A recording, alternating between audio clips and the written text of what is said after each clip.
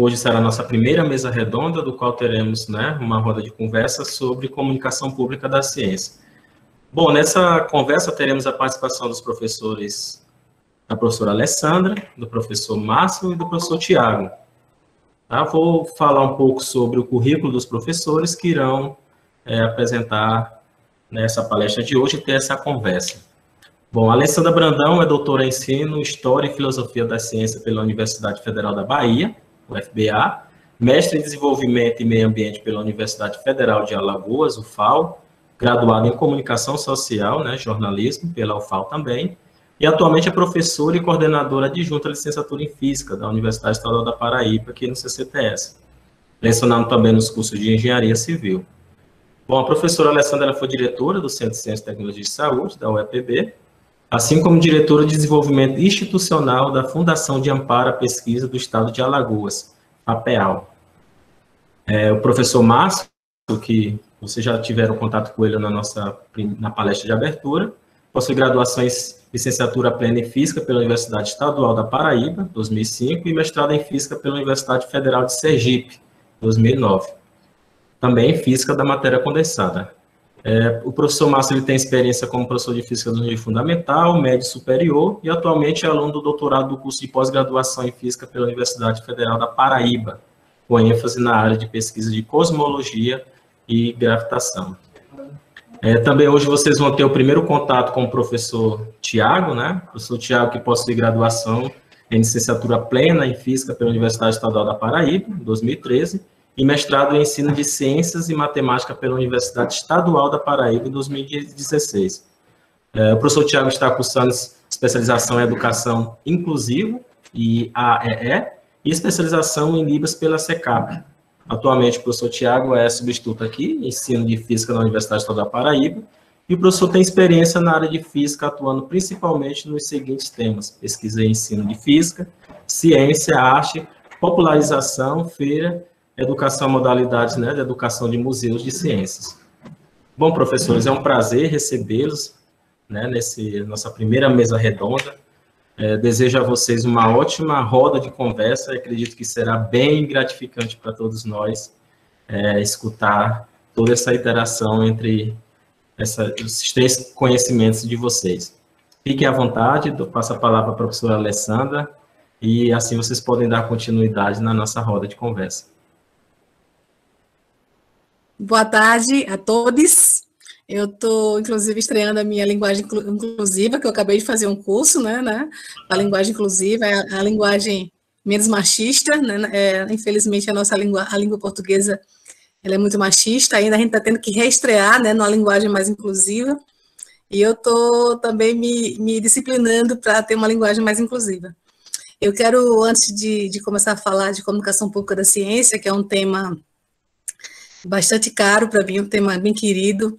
Aliás, eu convoquei esses dois colegas da física justamente porque a gente compartilha dessa paixão em comum, que é a divulgação de ciência, a comunicação pública da ciência, justamente para conversar sobre esse tema que nós três, né, entendemos como uma coisa bem importante para se discutir nesse momento, especialmente que nós vivemos, nesse momento de pandemia. Mas antes de trazer a temática da comunicação, eu gostaria de dizer da minha alegria, né, de ver a beleza que está sendo esse evento. Esses 3 dias foram muito bonitos, eu fiquei muito empolgada, acho que eu fui a estudante mais empolgada de todos aqui, vendo cada possibilidade dessa, né, o Márcio trazendo essa beleza que é a física, né, essa grande ciência, né, que é, quando a gente vai estudar um pouco da história da ciência, a gente vê a física, né, a força que ela teve, né, a força que ela tem explicativa sobre o mundo. Então, ver essa grande ciência mostrando as áreas dela e as possibilidades, né, de atuação que vocês têm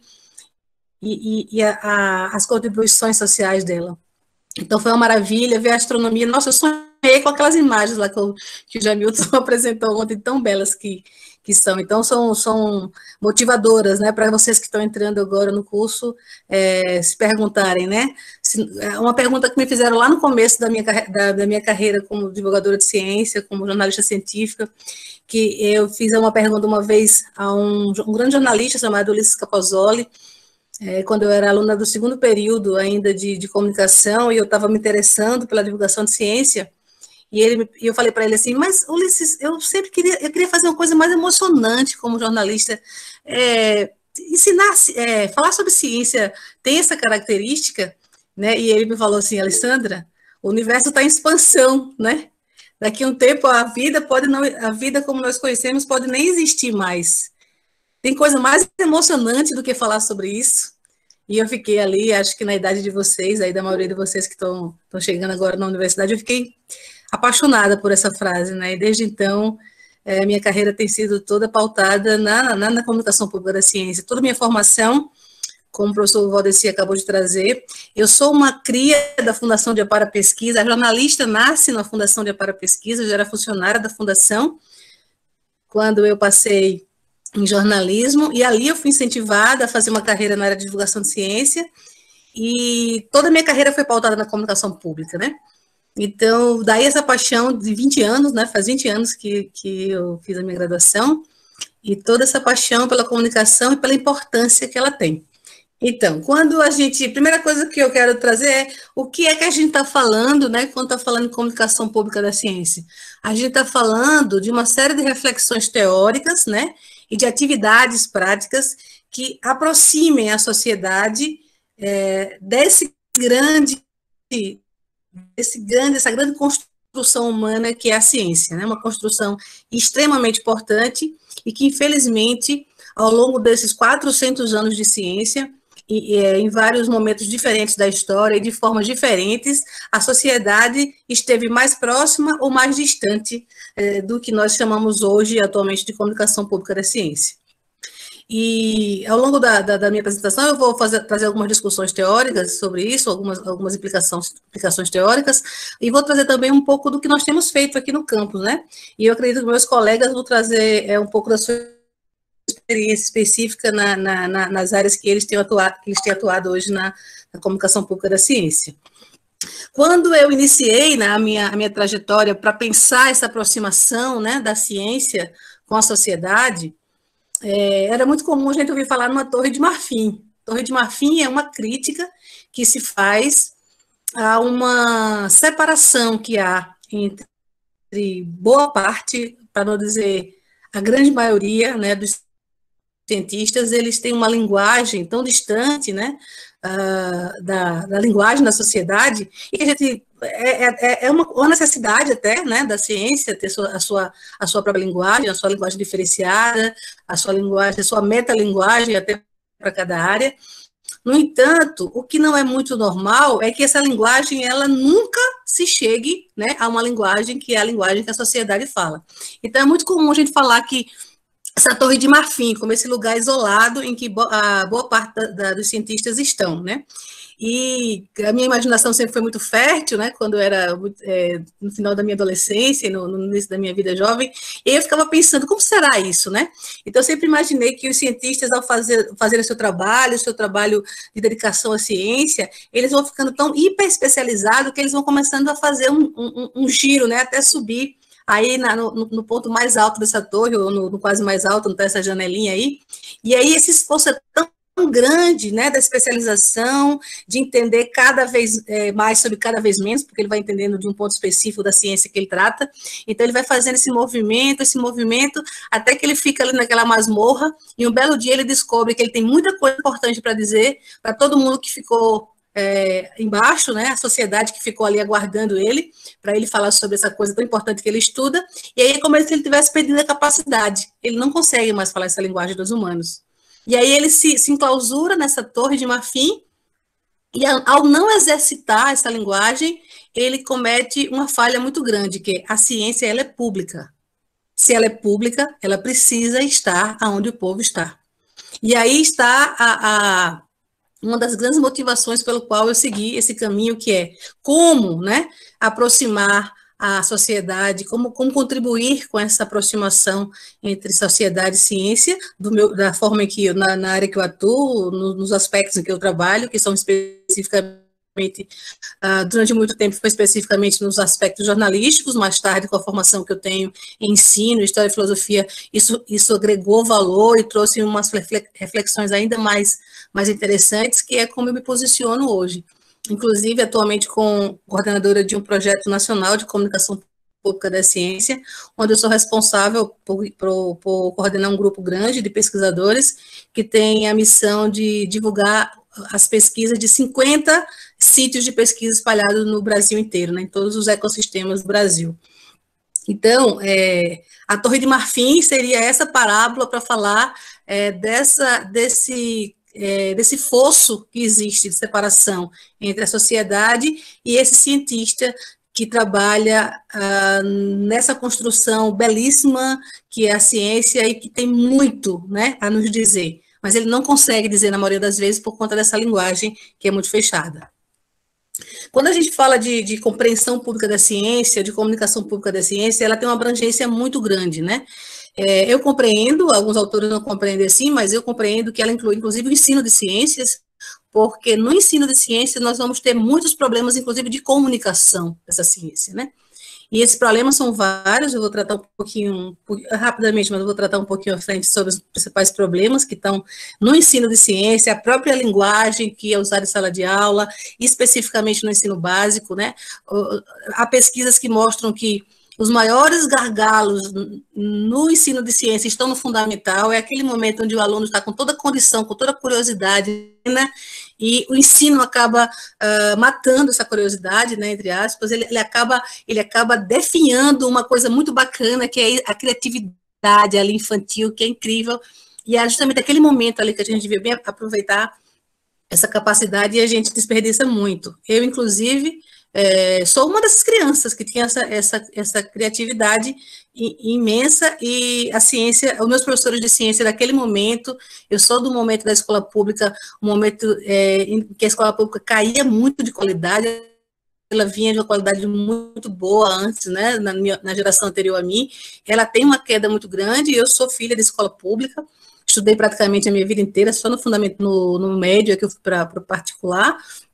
Então, eu tive infelizmente, esse pouco retorno, né? Eu fui pouco instigada no sentido de aprender ciência. E talvez seja por isso mesmo que eu tive tanta vontade de trazer mais dialógica. Acho que é uma das coisas que me incentivou a minha carreira, inclusive. Então, a gente tem a compreensão pública da ciência abrangendo o ensino de ciência, a difusão da ciência, que seria a ciência entre os pares, né, se a física para físicos, ou para áreas que interagem com a física, como a física médica, por exemplo, que foi discutido aqui, ou outras áreas que fazem uma relação mais próxima com a física. Então, a difusão, ela tem uma linguagem que ela é uma linguagem especializada que está atendendo ali os pares ou entre pares mais próximos, né? A divulgação científica, que é um esforço para tornar inteligível essa ciência, e esses jornalistas, a popularização da ciência, que, apesar de autores que discutem esses dois termos sendo sinônimos, não sendo sinônimos, eu acho que o Tiago pode até trazer alguma fala sobre isso, tendo em vista que ele vem de uma linhagem, né, de orientação, que o orientador, ele, inclusive, tem uma discussão bem forte sobre, ele critica o termo divulgação, e ele se filia à popularização, né, da ciência como sendo mais adequado para apresentar esse conceito, e o próprio jornalismo científico, está comendo um pouquinho aqui do meu slide, mas o jornalismo científico, que é onde eu me filio no primeiro momento, que é a divulgação de ciência pelos critérios jornalísticos, tá? Isso foi quando eu comecei, hoje eu trabalho com uma coisa bem mais ampla, eu estou dentro da comunicação pública da ciência, porque eu trabalho dentro do ensino, dentro da difusão, dentro da divulgação, da popularização e do jornalismo científico, então eu me sinto contemplada hoje em todas as linhas da comunicação pública da ciência. Então, essas áreas, elas têm muita aproximação, né? Elas têm muita aproximação e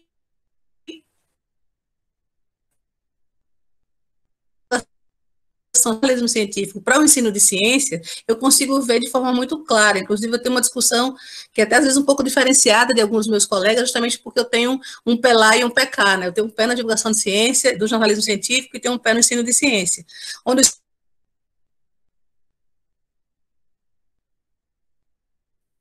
com essa obrigatoriedade sendo repassada, sendo discutida dentro dessa obrigatoriedade pedagógica e dentro do ensino formal das ciências, a divulgação e o jornalismo científico dentro de um compromisso com a informação de qualidade, com o direito à informação do cidadão, e também pode estar dentro do ensino não formal das ciências, dependendo de onde ela é feita. Então, essas duas áreas, que é onde eu dialogo, ela tem essa aproximação fina, bela, inclusive com condição de ajudar muito uma na outra, porque nós temos uma produção na área de ensino de ciência extremamente robusta, que ajuda muito a resolver problemas que nós encontramos dentro da divulgação científica, né? Então, quando você vai para o ensino de ciência, não tem como não pensar nos principais problemas, né? Nós temos problemas na formação do professor. Esse é um dos maiores problemas, inclusive, que nós temos, numa formação renovada do professor de ciências, do professor de física, especialmente. Vocês são privilegiados, entre aspas, claro que não é privilégio, mas vocês vêm dentro de um curso pensado, muito bem pensado, para resolver diversos problemas que nós não encontramos no ensino de ciências, no ensino de física, que outros cursos por aí, por exemplo, não oferecem. Uma formação renovada, onde você possa também levar um ensino renovado, né, para quando você estiver em sala de aula, para evitar problemas que nós já sabemos que acontece quando o professor tem uma formação mais dura, né? A gente também vem de uma tradição de pouca valorização social do docente, que acaba desaguando fortemente nos problemas dentro do ensino de ciências, né? A gente vem também de um ensino pouco atraente. Eu não sei como é que foi o ensino de ciência de vocês. Se vocês quiserem responder aí no chat, quem teve um bom ensino de ciência? Fala assim, eu tive um ensino excelente de ciência. Teve alguém que pode dizer isso? Aí, de vocês que estão chegando agora? Eu tive um excelente ensino de ciência, não tenho nada para reclamar. Tive bons laboratórios, tive professores renovados, que faziam uma reflexão histórico-filosófica. Se eu for falar eu não vou, eu consigo compreender os problemas que geraram aquele conhecimento. Vocês tiveram isso no seu ensino, por exemplo? Eu gostaria de ter respostas aí no chat. Não estou podendo acompanhar muito, mas gostaria de que vocês pudessem dar esse feedback. A outra coisa esses três problemas, apenas esses três problemas, que são alguns dos problemas que a gente tem no ensino de ciência, eles acabam contribuindo para uma distorção muito grande na imagem da ciência, né? Isso está fortemente discutido na bibliografia da área, né? Como nós temos distorções que vêm a partir de problemas na própria imagem da ciência, que o professor de ciência tem, e ele acaba fazendo isso em sala de aula, que é um professor que não teve essa formação renovada. Isso é muito comum, né?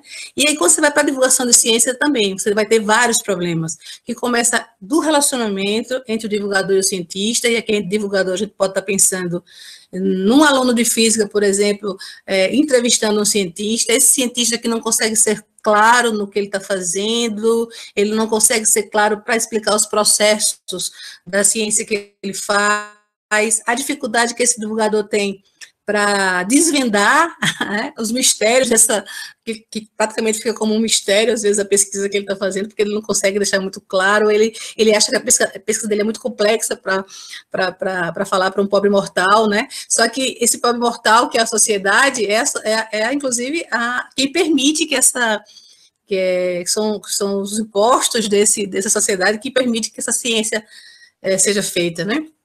Então, esse divulgador, esse jornalista, às vezes, ele repete essa linguagem hermética que ele próprio não entendeu.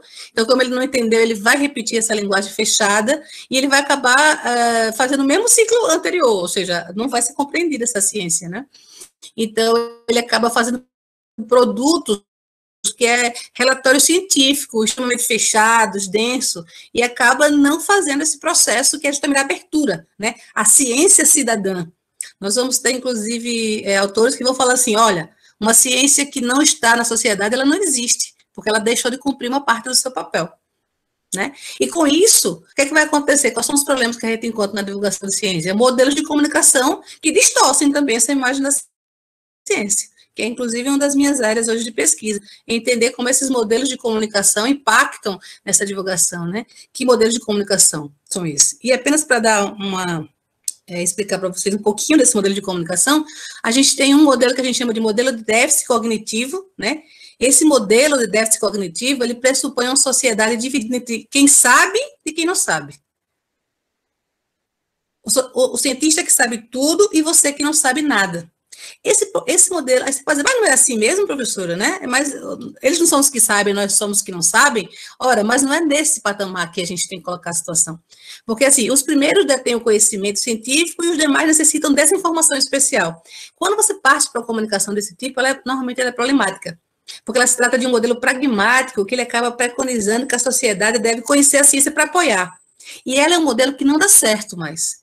Porque a gente tem que considerar que essa pessoa que está ouvindo falar sobre essa ciência, ela também é uma pessoa que ela tem uma visão de mundo. E essa discussão precisa dialogar com a visão de mundo que ela tem, porque todos nós temos uma visão de mundo.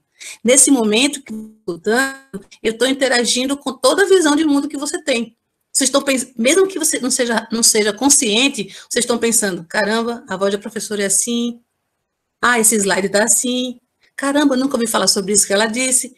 E se eu não consigo fazer o que a gente chama de subinsussores, ou seja, onde o meu conceito faz alguma ponte com o conceito que você tenha, eu não consigo fazer a união. Se eu sou a que sei e você aqui não sabe, e eu não faço nenhum esforço desse movimento dialógico, essa comunicação possivelmente não dá certo.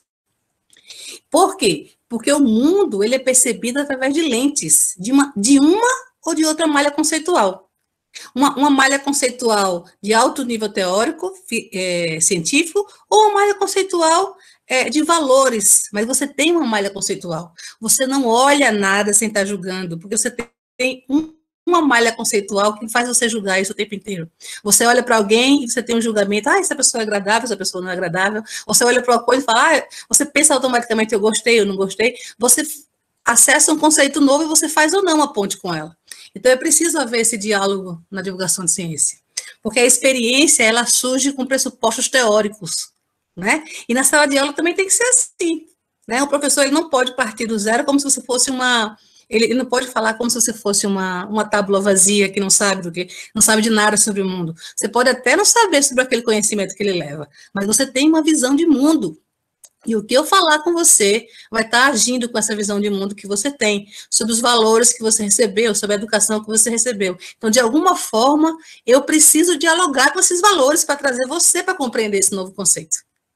Então, se você fizer uma experiência de eliminar parte do conhecimento teórico de uma pessoa, por exemplo, ela fica completamente desorientada e incapaz de executar qualquer coisa. Então, eu não posso abandonar a visão de mundo que você tem, a malha conceitual que você tem. Ao contrário, isso não pode ser feito nem no ensino, isso não pode ser feito na divulgação de ciência. E aí a gente tem o que a gente chama de modelo dialógico, modelo em que o leitor, ou seja, você, que está do outro lado, e o cientista que está do lado de cá, digamos que seja assim, nesse momento, o leitor ele não é passivo, mas e a dinâmica da escrita ou da fala, ela tem que levar em consideração que você é um cidadão com direitos e que tem um conhecimento de mundo. Essa é a comunicação dialógica que ao meu ver, e ao ver de vários teóricos que discutem isso, entende que deve ser a divulgação de ciência, né? Alguns autores, especificamente das áreas de ciências, vão falar de uma comunicação cívica, onde ela fortalece a prática da cidadania ao suscitar no indivíduo a responsabilidade pela ciência que é feita do lugar em que ela vive, no país em que ela vive. Então, para isso, é necessário que se conheça as características intrínsecas da atividade científica e se saiba como esse tipo de conhecimento é construído. Ou seja, se esse divulgador de ciência, ele não também tem um modelo, ou ele tem uma visão distorcida da ciência, ele vai passar essa visão distorcida para você, para o público, né? Então, é muito importante esse movimento dialógico entre o divulgador e quem está fazendo. E por que eu estou discutindo tudo isso? Porque vocês são potenciais divulgadores de ciência. Aliás, o nosso curso tem toda uma linha, né, que vai discutir isso. Mas a coisa que eu acho que a gente tem que se perguntar é por que falar sobre ciência? Por que a sociedade precisa saber sobre ciência? Né? Não é uma coisa tão especializada? Então, não devia ficar na mão de cientista só mesmo, não é, professora? Afinal de contas, é muito especializado. Não, a resposta não é essa. Nós temos pelo menos 3 boas respostas. A ciência, nós devemos falar, sim, sobre a ciência, sobre o seu processo, inclusive, não apenas sobre o seu resultado, porque senão a gente vai entrar no mito no mito dos resultados, que é uma forma, inclusive, de distorcer o que a ciência faz. Uma das respostas que a gente pode ter é essa aqui que eu estou chamando de A, que é a inegável capacidade de investigação, explicação e intervenção apresentadas pela ciência moderna. O que eu estou chamando de ciência moderna? Essa ciência que surge a partir de 1600, que é aquela que já foi citada algumas vezes aqui nas palestras de hoje. Porque nós tivemos outros tipos de ciências antes disso. Nós temos outros tipos de ciência acontecendo hoje, que não é essa, né? Nós temos, a gente pode falar de uma ciência indígena, por exemplo, que conhece um bocado da Amazônia, que conhece um monte do que está acontecendo ali, né? Mas não é a nossa ciência moderna. Essa que a gente está falando é essa que nasce lá no 16 e que até hoje produz, e que hoje fortemente produz, informações acerca do mundo, sobre nós mesmos, que atinge a vida humana com toda força. Então, a principal explicação é essa que nós devemos falar sobre ciência. A inegável capacidade dela fazer intervenções no mundo e em nós mesmos. Segunda coisa é que a ciência é apenas uma parte da vida, é verdade, ela é apenas uma parte. Porém, uma parte muito importante dos esforços do homem em entender a ele mesmo, sua cultura e o universo. Só por esse motivo, nós já temos mais do que suficiente motivação para fazer divulgação científica. E a ciência, especialmente no Brasil, ela é financiada com recursos públicos, menos no caso agora do Bolsonaro, que é um caso à parte, é um caso de polícia, mas não vamos entrar nesse caso agora. A sociedade, ela é a financiadora da ciência no Brasil. Então, agora nós temos um terceiro motivo, que é a prestação de contas mesmo. A sociedade tem que saber o que está sendo feito em ciência. Então, nós temos uma motivação que é a capacidade dela, a motivação de que ela é essa construção humana capaz de apresentar soluções para os problemas que nós vivemos, e a terceira que ela é financiada pelo Estado, né? Então, a ciência tem que ser apresentada como ela é, ou seja, uma construção humana, histórica, gente, humana, ou seja, feita por nós, né? Por mais que a gente tenha gênios, né, como o Jamilton destacou ontem, olha, Newton foi um gênio, né? Ele estava realmente numa certa... ele tem uma condição diferenciada, mas a gente tem que dizer, olha, ela é uma construção coletiva, e principalmente hoje, né? Se no passado ela teve ainda processos um pouco mais isolados, ela é totalmente coletiva, a gente não pode mais falar hoje em nomes isolados na ciência, né? Por conta da própria dinâmica que ela tomou. Então, ela é humana, ela é histórica, ela está situada historicamente, respondendo aos problemas do seu tempo, fornecendo explicações temporárias, tá? Não é verdade absoluta, mas a melhor explicação naquele momento para aquela questão sobre o homem e sobre o universo, e que está sujeita a erros, a disputas, a controvérsias e a validação da comunidade científica, e por isso mesmo extraordinariamente importante para a sociedade. E se eu fosse falar aqui de porque ela é extraordinariamente importante para a sociedade, eu ia passar horas falando, né? Então, o conhecimento científico ele é tentativo, ou seja, ele é sempre conjectural, inconclusivo, não há verdades absolutas, ela é testável, sujeita a teste empírico, ela é replicável, passível de reprodução por outros grupos, ele é histórico, ou seja, ele muda com o tempo. Ele é criativo, que é uma coisa que tentaram apagar durante quase toda a história da ciência, mas ele é inventivo, imaginativo. Aliás, tem uma coisa forte na ciência, é o uso da imaginação, inclusive, senão boas perguntas e boas hipóteses não surgem. Ele é parcimonioso, ou seja, ele procura a simplicidade da explicação. Você viu ontem Jamilton falar alguma coisa tipo, olha, havia uma explicação, mas era complicada demais, ele saía criando modelos, né, lá na questão do modelo heliocêntrico, mas ele não era, ou seja, ele era complicado demais o modelo, era preciso procurar outro modelo mais simples, e o heliocentrismo vem e explica tão bem, então, de forma simples, né, como é que está aquele movimento dos astros. Então, ele é unificador, porque ele promove uma teia de inter-relações entre conceitos, leis, teorias, e ele é público, ele tem que estar na sociedade, ele é público porque ele compartilha com pares, mas ele é público também porque ele vai chegar na sociedade, ele deve chegar na sociedade, é um dos papéis da ciência. Então, ter um melhor entendimento da ciência e dos seus processos implica em reconhecê-la não apenas como um corpo de conhecimento bem estruturado, mas como uma maneira de ver, de pensar e entender o mundo e seus fenômenos. Inclusive, o professor Tiago, que é o professor, acho que de Física e Cultura, não sei se é você que está agora, Tiago, mas vai tratar, tem uma disciplina inteira para tratar da ciência como, da física como cultura, né?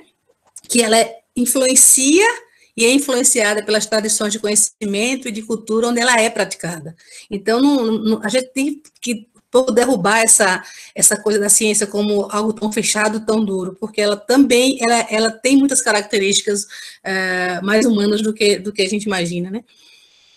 É claro que ela tem toda uma natureza que vai exigir uma postura de quem a faz, mas ela vai ser muito mais humana do que... Aliás, a ciência ela é humana, né? Não tem nada de exata.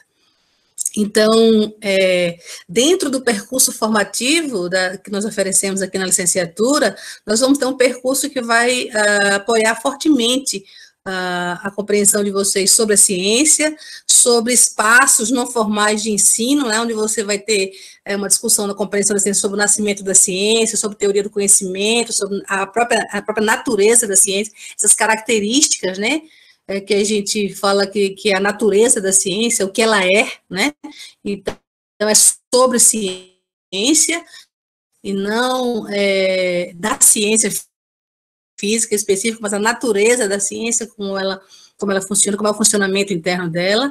Os espaços não formais de ensino, onde a gente vai ter reflexões teóricas sobre esses novos espaços, desenvolver experiências em novos espaços, e vão ser provocados a pensar outras formas de ensinar a ciência, que não seja apenas essa mais formal, né, de sala de aula. E a divulgação científica, especificamente, que está no P5, onde a gente vai estudar a história da divulgação científica no Brasil e no mundo, técnicas de comunicação, e desenvolver experiências de divulgação científica aqui no campus. Nós temos o Pop Ciência, que é um blog laboratório de popularização que eu criei em 2016. Ele é responsável por receber toda a produção que os estudantes fazem, a produção normalmente textual, em vídeos também. Ele vai para esse blog, o Pop Ciência. Ele está desde 2016, nós temos uma quantidade muito grande de matérias ali, porque a cada semestre um grupo de estudantes assume a produção daquele semestre. Então, ele funciona como um laboratório mesmo de produção de conhecimento, de produção de divulgação científica. Aqui nós temos algumas exemplos, né, de coisas publicadas, acho que é 2016 daqui, da Estação Meteorológica do Campus 8, fornece dados para agricultores da região. Isso é uma pesquisa do professor João Hugo, de mais outros colegas, que eu não me recordo agora, mas que está aí, ó. Foram os estudantes, a Patrícia Nascimento que fez essa daqui, ó, uma estudante que já está formada, já está no mercado, lá em 2016, nós temos aqui outra matéria, eixo da Terra está menos estável, diz NASA, né? Então, os meninos vão discutir essa informação científica, nós vamos ter critérios para poder escrever isso, vamos estudar técnicas jornalísticas para poder escrever. Jornalísticas não é porque se você é jornalista, não, a gente estuda técnicas jornalísticas porque é a melhor técnica para se escrever, tá? Nos meios de comunicação, e aqui a gente está num blog, está no Facebook, então são meios de comunicação, há técnicas para escrever, né, para esses lugares. Aqui está uma matéria sobre um evento que eu fui da comissão julgadora de um prêmio de jornalismo científico, está aí a professora Alessandra, participa da comissão julgadora de mais uma edição do prêmio José Marcos de Mello, ou seja, está aí os meninos cobrindo essa minha ida aí para Alagoas para fazer parte dessa comissão. Então, a gente pega temas quentes, né, que estão acontecendo naquele momento, temas frios também, que são pautas que não tem data para sair, pode sair daqui a um mês, não tem problema, mas as pautas quentes que tem data, como, por exemplo, o evento de agora, é uma pauta quente. A Semana Zero está acontecendo. Então, se nós estivéssemos em plena aula, meus estudantes estariam fazendo a cobertura desse evento, né, para o blog Pop Ciência. Nós temos também várias experiências em teatro científico. Essa turma aqui é uma turma, olha a Cacá aqui, tem uns meninos bem... O André, é uma turma que já está se formada há um tempão, que já está trabalhando aí. Sobre astronomia, inclusive. Eu aprendi muita coisa nessa peça, gente, sobre astronomia, incrível. Fizemos testes com mais de 80 estudantes da rede pública para saber como era a aceitação da temática, se havia realmente apropriação dos conceitos que nós tratamos aqui. Nós fizemos 6 vezes essa peça aqui no campus.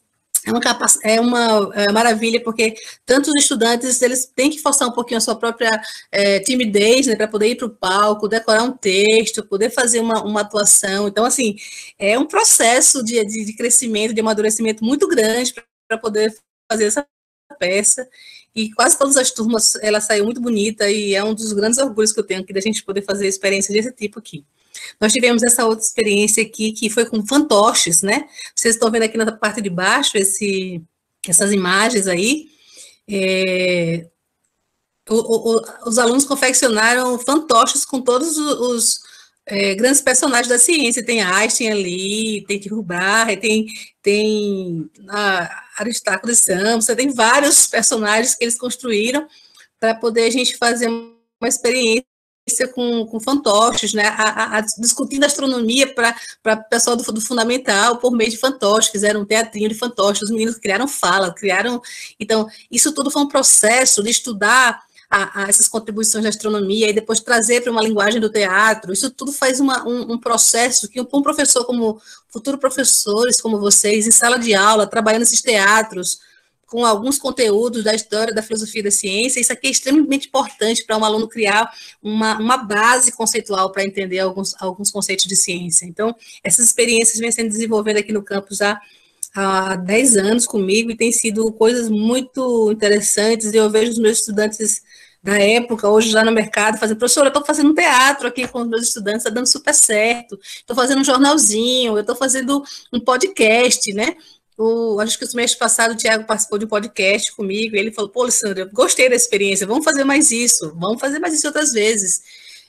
Também tivemos a experiência de um webinar, quando eu propus um webinar no final do semestre agora, os meninos iriam desistir. Não, professora, a gente não tem condições de botar a cara na rua, no YouTube, ao vivo, falando sobre...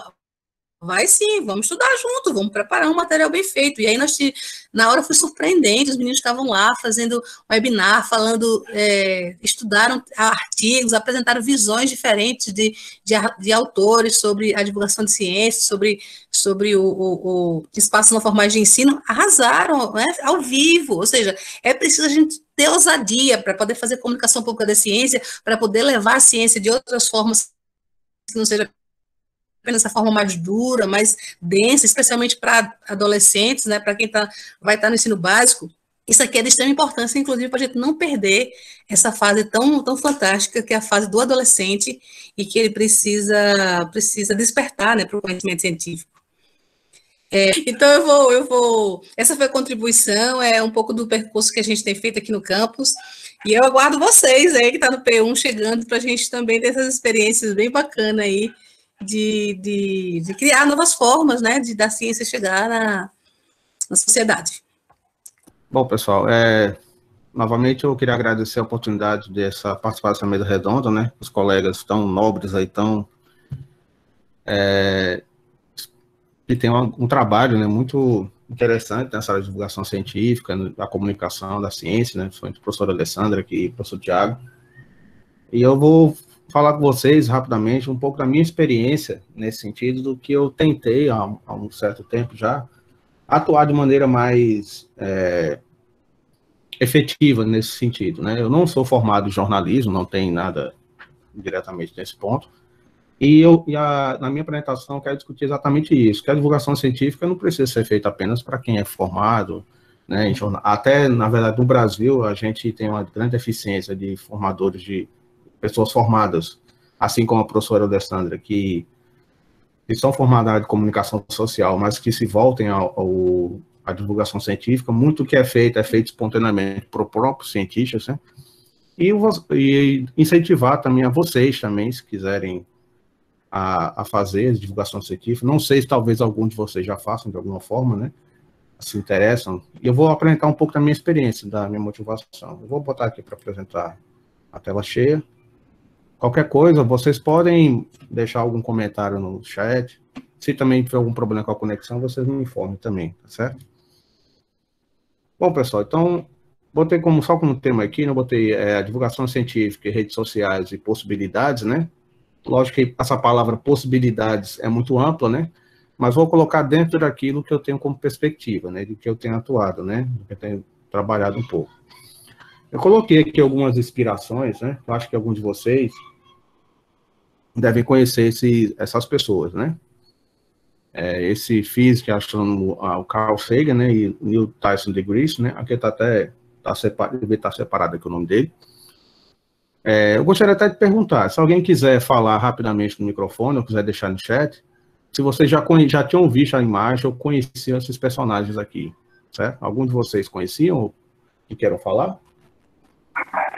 Na verdade, é por causa deles, assim, eles têm muita, como posso dizer, muita responsabilidade por eu estar aqui hoje no curso de Física. Eles legal. que me inspiraram a entrar e participar disso tudo, e eu tenho intenção, sim, de divulgar ciência no futuro. Muito legal, bacana. Eu coloquei eles dois porque são dois mais famosos no mundo, né? O Carl Sagan é considerado o que não, ele, na verdade, não foi ele que começou exatamente assim no mundo, né? Mas assim, ele foi o mais famoso, né? Somente no final da década de 60, 70, 80 em diante. Através de uma série que ele criou e de livros que ele publicou, vários livros, né? Um dos dele é o Cosmos, né? E tem outros, né? O Padre do Ponto Azul, Contato. Tem livros dele que virou roteiro de filme, né? Neil Tyson Driguis, ele se inspirou no próprio Carl Sagan, né? Teve encontro com o Carl Sagan quando era pequeno, e virou astrônomo, segundo ele, pelo próprio Carl Sagan, né? Também tem vários livros publicados. Ele apresenta a nova série Cosmos, né? Que a série Cosmos, quando foi lançada inicialmente, foi lançado pelo Carl Sagan, né? Há muitos anos atrás, na década de 70, final de 70, 80, se eu não me engano. E foi refeita, né? Uma nova roupagem pelo Neil Tyson Driguis. Então, são pessoas que são bem invisíveis, né? Na internet, assim, a gente vê muita coisa sobre eles. Aqui eu destaquei mais dois também que são famosos, né? Assim, que a gente vê muito. Marcelo Gleiser, que é um brasileiro também. Ele ficou muito conhecido.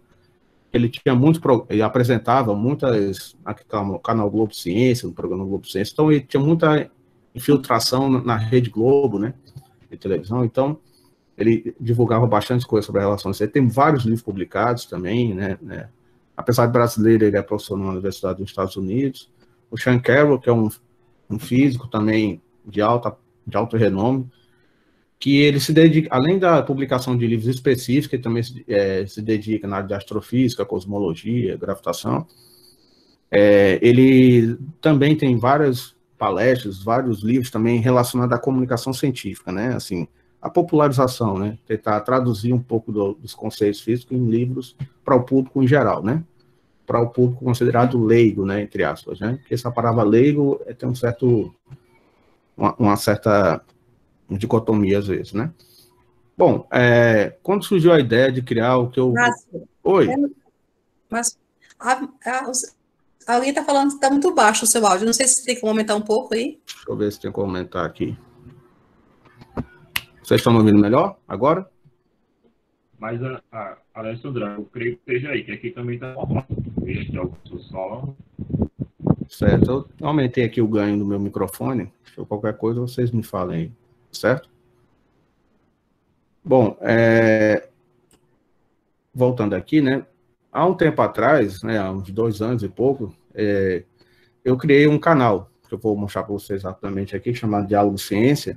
E como é que surgiu essa ideia de criar esse canal para tentar divulgar ciência nas redes sociais, na internet, de uma forma geral? Eu participei de uma escola de física, né, no Centro Brasileiro de Pesquisas Físicas, em 2019, que é uma escola que tem geralmente a cada 2 anos.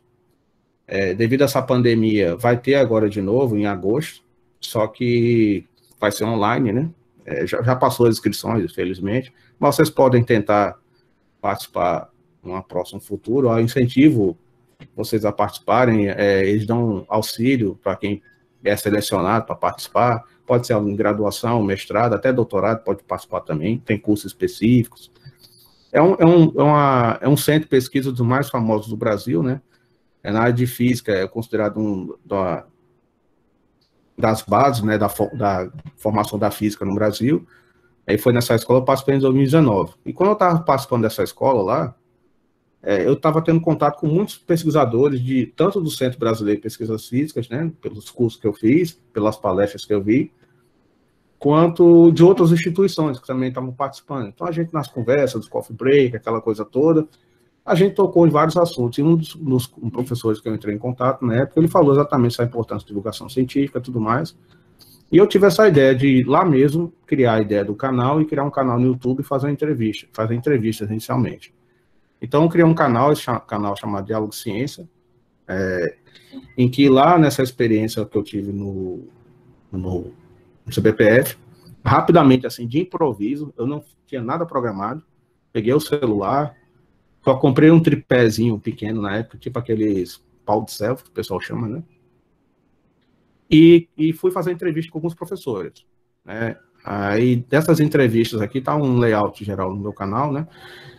Especificamente esse canal do YouTube, ele tá meio inativo em relação à comparação que eu vou mostrar para vocês do Instagram, por exemplo.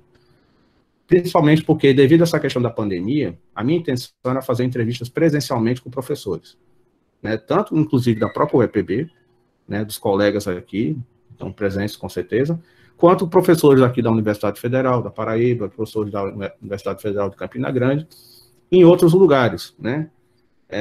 Eu tinha até agendado algumas entrevistas, né, com professores da UFPE, né, eu ia passar um tempo lá para conversar com o pessoal, porque a minha intenção era fazer entrevistas pessoalmente, né, porque a gente ficou um pouco sobrecarregado com tanta coisa pelas redes sociais, pela internet, ultimamente, e eu, sinceramente, a gente já usa isso muito em sala de aula, né, essa questão da distância, desse distanciamento, então eu queria fazer de uma forma mais presencial. Espero, quando passar essa pandemia, eu vou tentar voltar a esse ciclo de entrevistas, né, com vários pesquisadores. Então, inicialmente, eu fiz 3 entrevistas com 3 pesquisadores, no caso são 4, né, porque nessa entrevista com 2 pesquisadores.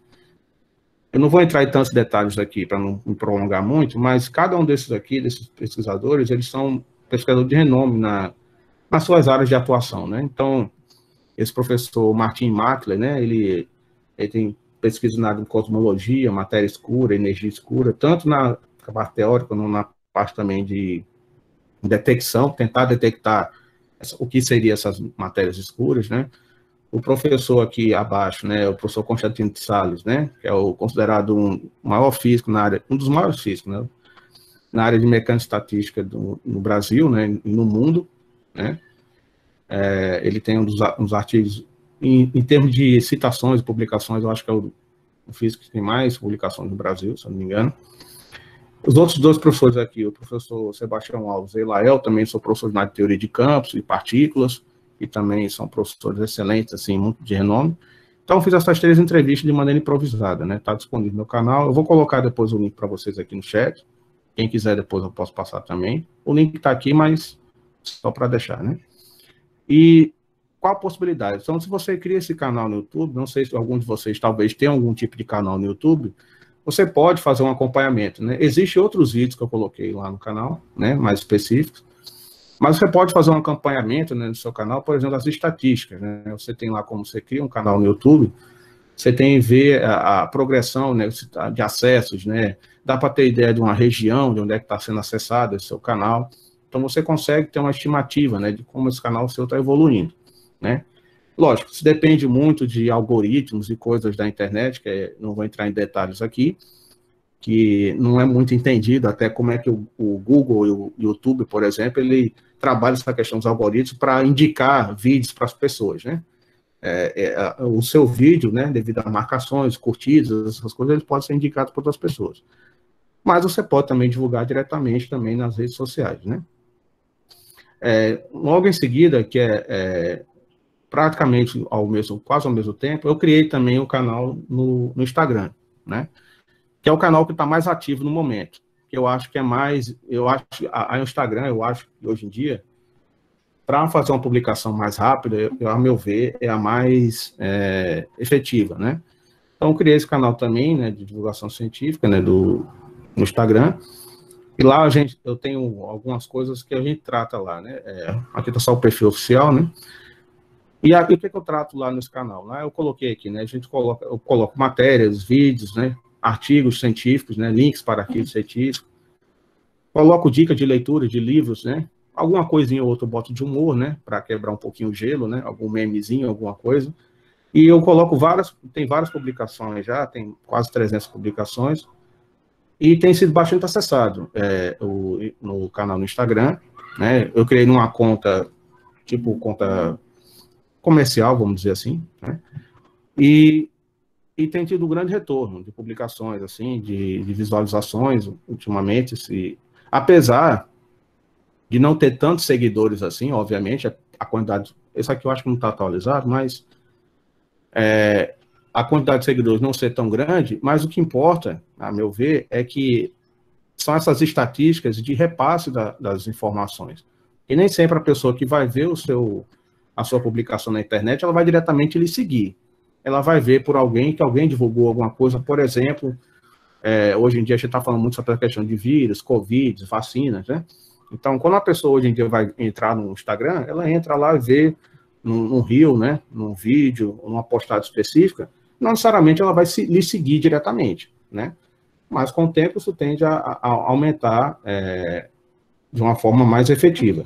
Lógico, se você tiver dinheiro, quiser investir, você pode fazer propagandas pagas, né? Mas isso é uma coisa mais específica, né? Para tentar dar ganho ao seu canal de seguidores e propagandas, né? Mas de uma forma direta você consegue ter uma boa visualização, né? Dessas suas publicações, né? E o interessante, a meu ver, é isso, né? Mais do que ter seguidores, é ter alcance, né? Das suas publicações, porque a ideia da divulgação da ciência é essa. Não é só ter pessoas que seguem você, ou pessoas que vejam você, é aquilo que você tem a dizer, né? E aquilo que você trabalha, né? De certa forma. Outro canal também que eu tenho no Facebook, também está um pouco mais desativo, mas também eu tenho colocado lá algumas publicações, e assim também como no canal do Instagram, você consegue também fazer um acompanhamento das estatísticas também, de visualizações e tudo mais. O Facebook, ao meu ver, hoje em dia, ele não está tão em alta mais, vamos dizer assim, né? As pessoas já estão... O Facebook virou praticamente uma página para discussão política, né? Então, mas assim, é importante a gente tomar esses espaços, né?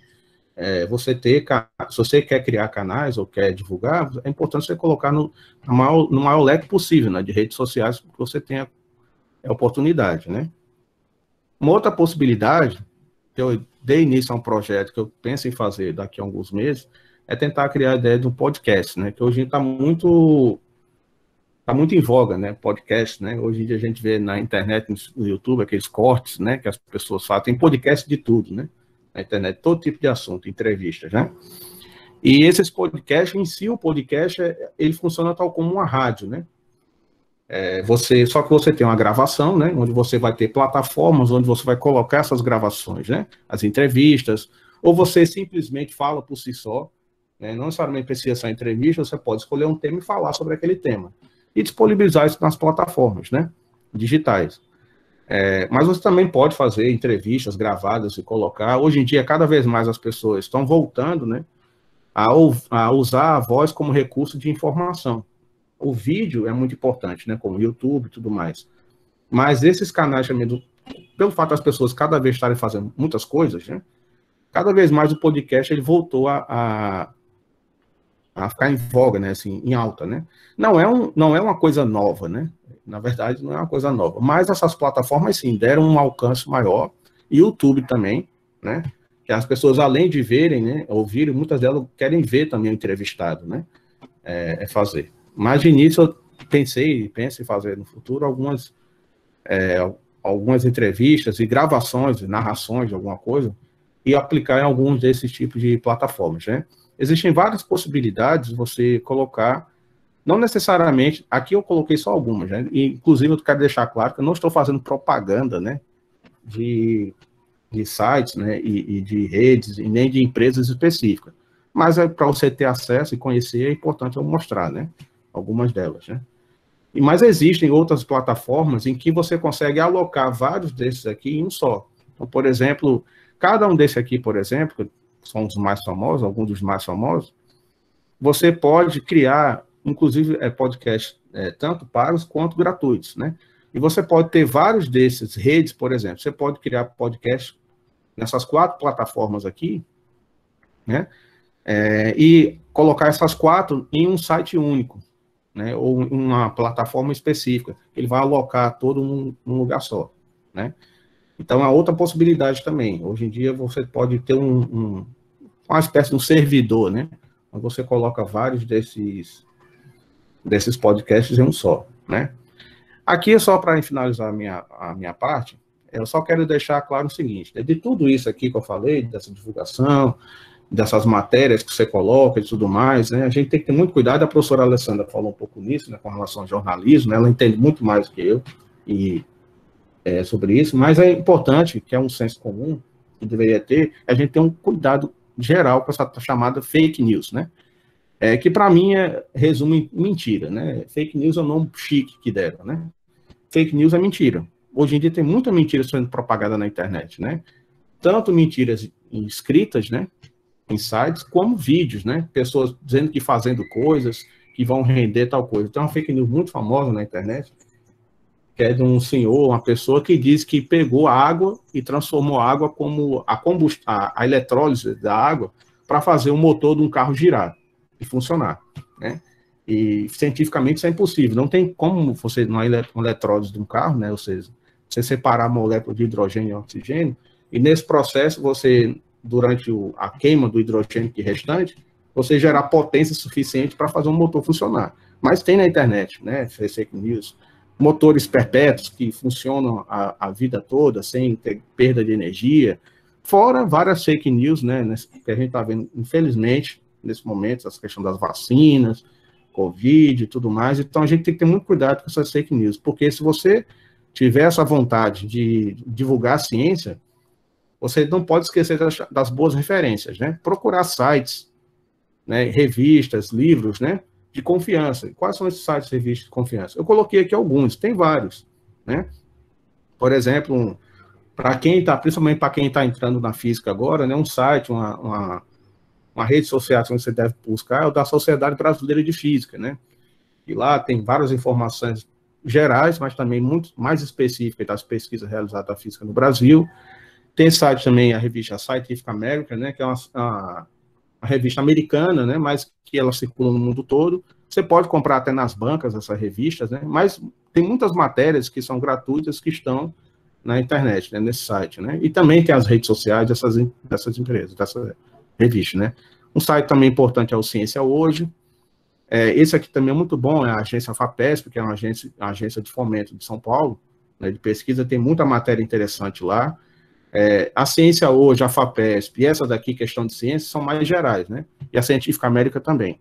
Ou seja, aborda tanto na área de física, como química, biologia, engenharias, né? Então, tem sempre matérias muito interessantes. Então, às vezes, você tiver uma matéria, e se você quer republicar aquela matéria, colocando as referências e tudo mais, é interessante você colocar dessas empresas, dessas revistas, desses sites, né?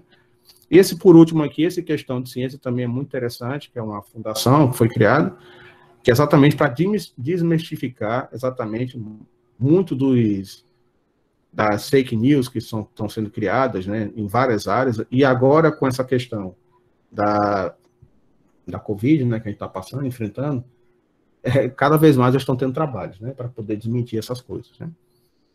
E por último, eu só queria deixar para vocês aqui, caso vocês tenham interesse, né, de criar redes sociais ou compartilhar coisas na internet sobre ciência, consultar livros, né, da formação básica, né, física, química, biologia. Se você tem quer esclarecer um determinado termo, né, sei lá, vou falar, sobre energia cinética, vou falar sobre célula, quero compartilhar alguma coisa sobre célula, né. O que é uma célula, alguma coisa? Você não vai comentar, escrever, se você quer dar uma opinião sua, né, você não vai só republicar.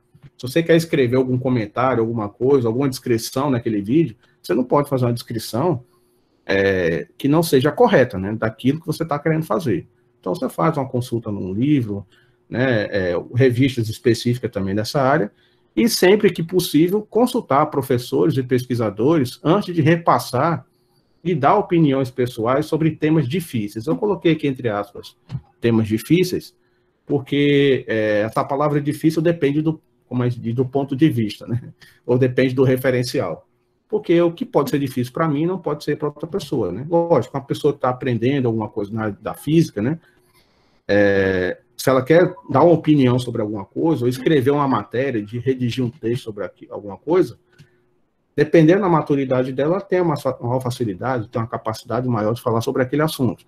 Mas tem temas que são polêmicos, né? Por exemplo, você vai falar, por exemplo, de viagem no tempo, né? Por exemplo, é uma coisa que se fala muito na ciência, mas o que realmente a física, os físicos pensam sobre essa questão da viagem do tempo, né? Por exemplo, ou então, dando outro exemplo, né? A questão das vacinas, por exemplo, uma vacina, né? Uma vacina, qual é uma vacina melhor e pior, né? Ou menos efetiva, né? Nem pior, mais efetiva e menos efetiva. O que garante que uma vacina seja menos efetiva ou não do que outra? Como é que é feita essas pesquisas da vacinação, dessas eficiências? Então, se você quer traçar uma opinião sobre isso, né? Se você já consultou boas referências, né? Livros, ou revistas científicas, ou sites, e mesmo assim quer dar uma opinião específica sobre isso, é interessante você consultar pessoas, principalmente se não é da sua formação, né? Se eu sou físico de formação, né? Mas se eu quero dar uma opinião sobre um determinado tema, se eu assim quiser, lógico que eu não vou dar uma opinião simplesmente por querer. Eu tenho que consultar outras pessoas que me ajudem a redigir um texto, alguma coisa do tipo sobre aquilo. Uma espécie, como vou dizer, de consultoria, né? E isso a gente pode fazer tanto com colegas, né, professores e pesquisadores, que você tenta entrar em contato, né? Então, de certa forma, né, para finalizar, antes de tudo, se a gente quer fazer divulgação científica, e na verdade ser cientista, né, da forma geral, a gente não pode esquecer, né, de estudar, né? Fazer divulgação científica não é ficar replicando post na internet. Pegar uma coisa na internet e recolocar. Você tem que estudar sobre aquilo antes de colocar. Se sentir seguro, né, sobre aquilo. E, acima de tudo, ser curioso, né? Se você vai fazer divulgação científica, uma coisa específica, uma forma geral, você vai ter que ser curioso também em outras áreas. Por exemplo, na biologia, na química, para ter uma noção melhor daquilo que você quer, do público que você quer atingir. A não ser que você queira falar de físico para físico apenas. Mas se quer falar de uma ciência de uma forma geral, então é muito amplo. Então você tem que ser uma pessoa curiosa, certo? Então, assim, eu deixo a minha participação aqui da apresentação nesse instante.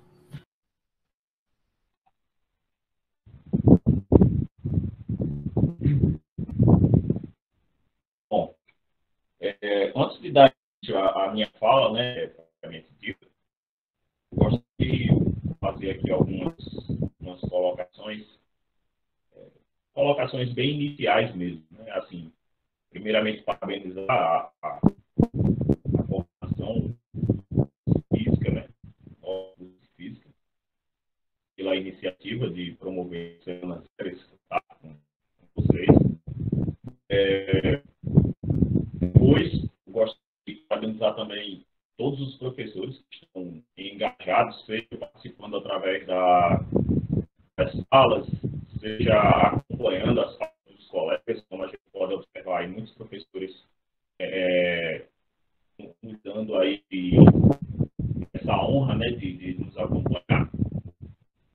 E parabenizar vocês, estudantes, né, por estarem engajados. A gente, quem está acompanhando está podendo observar, né, que tem uma demanda muito grande de estudantes acompanhando, né, não exclusivamente no primeiro período, tá? Parabenizar de uma maneira geral, né? E desejar aí boas-vindas. Mas eu não estou com o ventilador ligado aqui, velho. Eu estou olhando aqui no... Pode ser alguma outra... Eu achei que fosse. Eu vou fazer o seguinte, pode ser, às vezes é o fone de ouvido que dá algum... Eu vou tirá-lo aqui por algum... E pergunto para vocês melhor a questão da audição de vocês, se sair esse barulho, que às vezes o fone de ouvido ele contribui. Melhora o fone?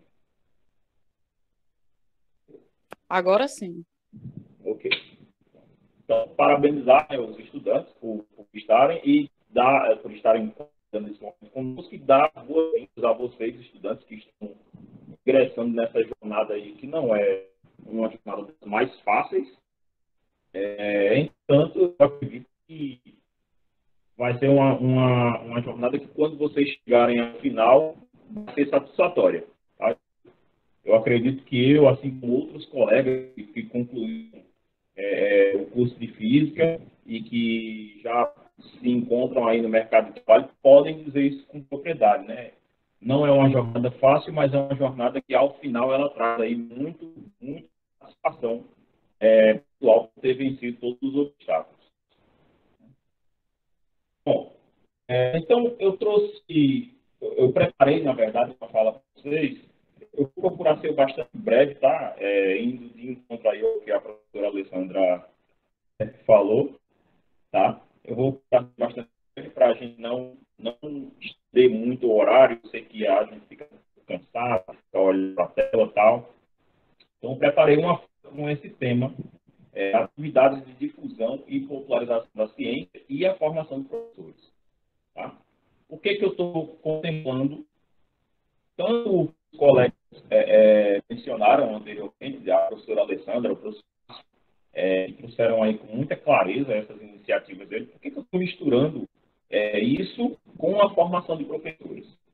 Obviamente que aqui nós temos uma interação que ela é exclusivamente, nós podemos até colocar dessa forma, ela é especificamente realizada entre professores e futuros professores. Né? Então, nós podemos colocar a formação de professores como algo central dessa discussão. Certo? Antes de continuar, eu sempre me preocupo um pouco com a questão do áudio. Tá tudo ok? Posso prosseguir?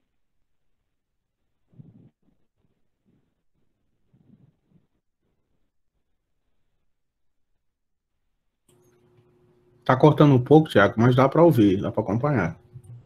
Certo.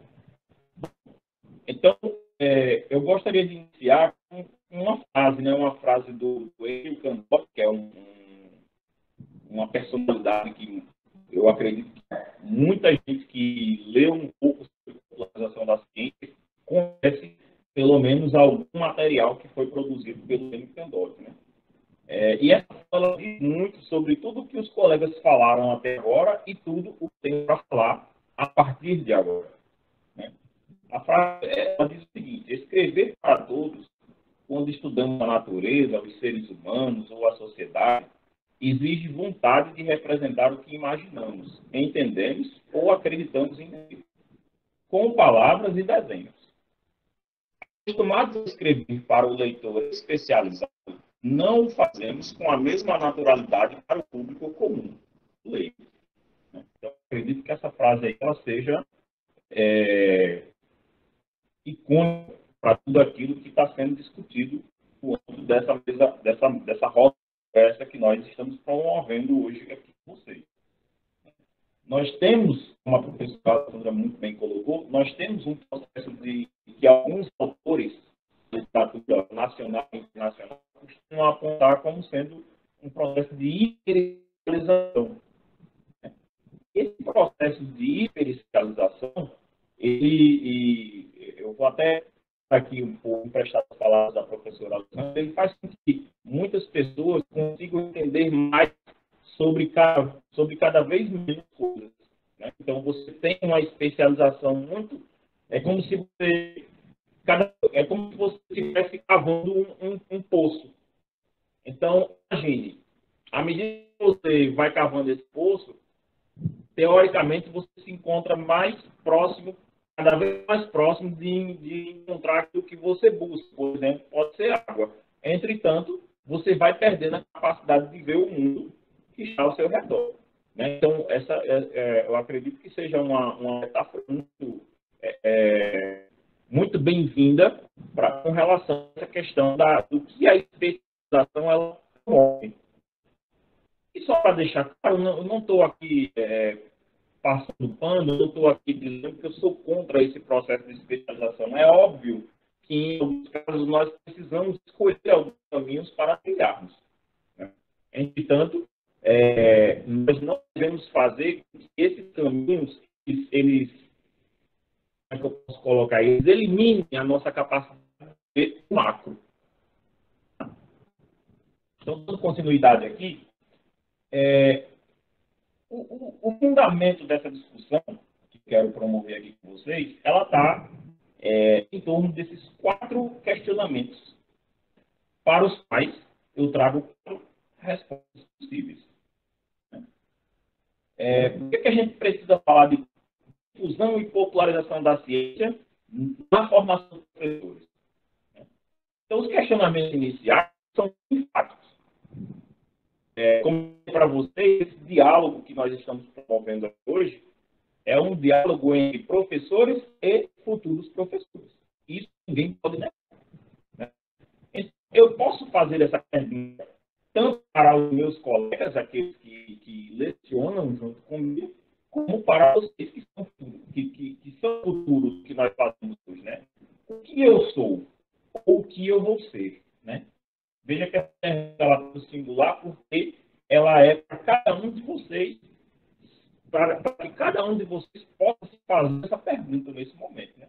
O que eu sou hoje? Isso do ponto de vista profissional. O que eu vou ser? O que é ou o que vai ser o objeto do meu trabalho? Com o que eu vou trabalhar? O que eu faço? Ou o que eu fazer com o objeto de trabalho? E onde eu realizo, onde eu vou realizar o meu trabalho? Essas são perguntas chaves para que nós possamos entender um pouco dessa relação entre popularização da ciência, entre difusão da ciência, como bem colocado pela professora Sandra, comunicação pública da ciência e a formação de professores. É um tema que não pode ser destacado. É um tema que ele tem que ser batido constantemente dessa maneira, em conjunto. E as respostas, elas são bem simples, né? Eu sou professor. Muitos de vocês vão ser professores. Eu trabalho com o quê? Trabalho com conhecimento científico, porque eu sou professor de qualquer coisa. Eu sou professor de física. Eu sou professor de uma das áreas mais importantes da ciência, tá? Que é a física, uma das áreas mais antigas da ciência. O que é que eu vou fazer com esse conhecimento? O que é que eu faço? O que é que eu pretendo fazer com esse conhecimento? Eu, enquanto professor, eu procuro transpor, né, as barreiras que existem entre o conhecimento científico e a visão do mundo que as pessoas têm através do meu discurso. Né? Esse aí deve ser o lema do professor. Tentar buscar um discurso que é muito importante que eu diga isso agora para que vocês não percam de vista aquilo que os outros professores falaram. Né? É muito importante que o nosso discurso esteja a serviço da extinção dessa dualidade que existe entre quem sabe e quem não sabe. As principais teorias de aprendizagem, as principais teorias de apropriação do conhecimento, comunicação pública do conhecimento, elas são convergentes em afirmar o seguinte: o sistema dialógico é o melhor sistema que existe e é o sistema que deve ser buscado. E o que é esse sistema dialógico? É um sistema em que o diálogo ocorre constantemente. E não tem essa hierarquia que em alguns casos nós conseguimos observar ela com tanta clareza, porque as pessoas que estão por trás dessa comunicação fazem questão de colocar essa ação em foco. E onde é que eu vou fazer isso, ou onde é que eu faço isso? Ou principalmente em instituição de ensino, instituições de ensino superior, instituições da educação básica, tá? Mas veja que eu coloco principalmente, mas não exclusivamente. E aí entra justamente tudo aquilo que a professora Alessandra colocou, tudo aquilo que o professor Márcio colocou. Existem inúmeros espaços onde nós podemos fazer que esse conhecimento chegue até as pessoas. Tá? Então, essa é uma reflexão inicial que eu gostaria de fazer com vocês antes de pegar naquilo que eu defendo, né? Antes de pegar aquilo que eu defendo enquanto profissional que teve uma formação voltada para isso. Tá?